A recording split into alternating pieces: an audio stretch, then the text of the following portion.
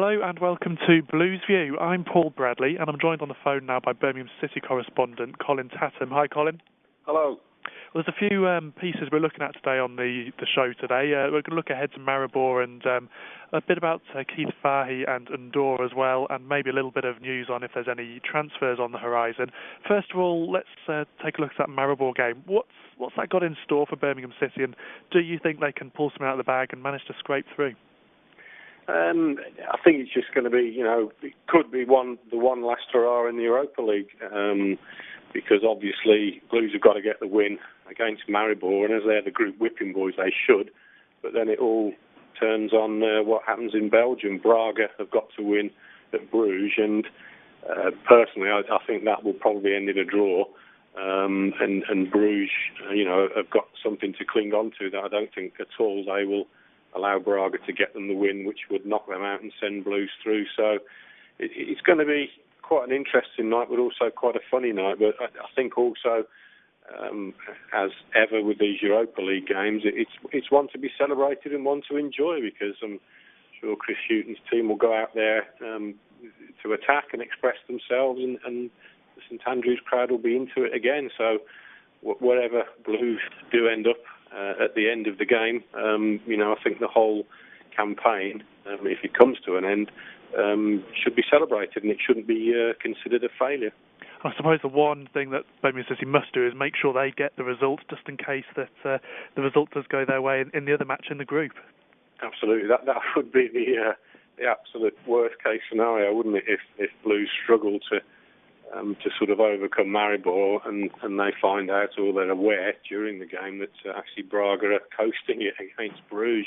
Interestingly though, Bruges under Christophe Daum, the new coach, have tightened up defensively a little bit. They've not conceded a goal in 4 league games, and although they're still a bit sort of sieve-like in the Europa League, they do seem to have the bit between their teeth defensively, which is probably a little bit of bad news for Blues there. Okay, well, let's move on to some more action on the field now, and a bit of a debate in Birmingham's midfield about what role Keith Fahey has to play, and also the role of Undor.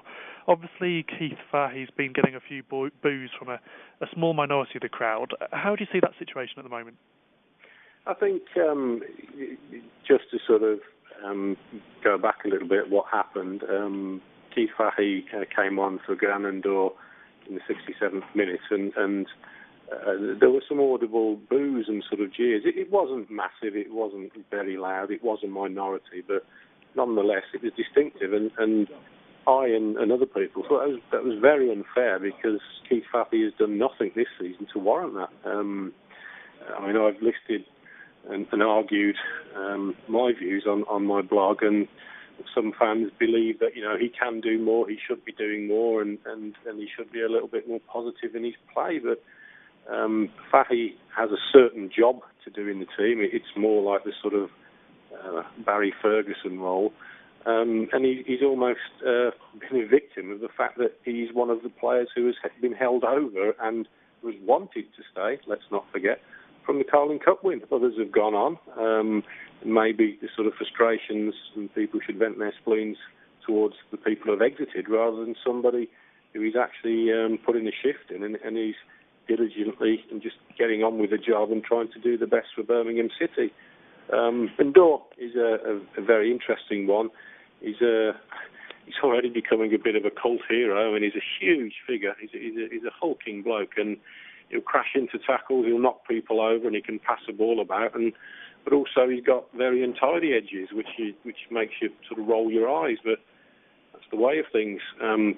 People seem to like him, and without a doubt, it will be interesting to see him getting a run in the Championship. He's only played Europa League games to date, but on his starting debut against Doncaster Rovers, he looked a very, very handy player indeed, and something that maybe Blues haven't got. So very interesting to see now what Chris Hughton does, especially with Jordan Much on the way back and Magaro Gomez fully fit for his midfield berths.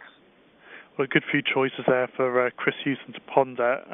Now just looking ahead a little bit further into the future in the January transfer window, still very, very early days. Is there any snippets of news you can give to Birmingham City fans, or is it, like we just said just then, far too early at this stage? It is a little bit too early. There's obviously the speculation that we've seen with regards to Nicola Zigic, John Beausejour and Liam Ridgewell, the three sort of players you would expect that other clubs will be sniffing around, knowing Blues' financial state.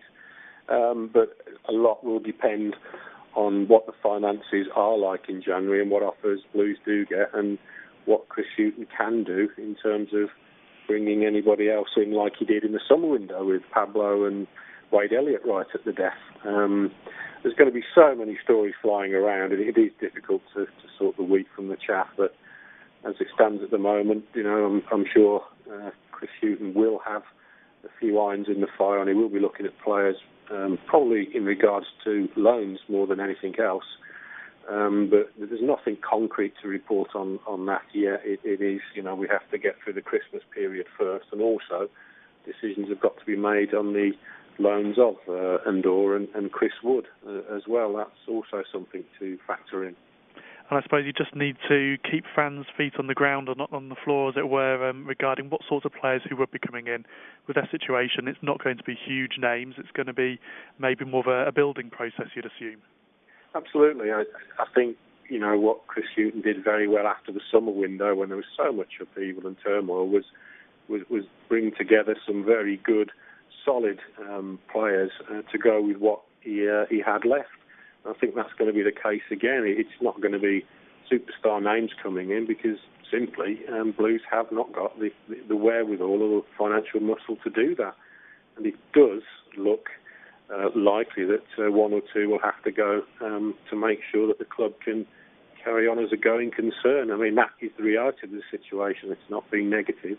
That is where the club is at this present moment in time. So to sort of recap, January is going to be a very, very pivotal month for the club and also for the sort of the chances of promotion a little bit further down the line.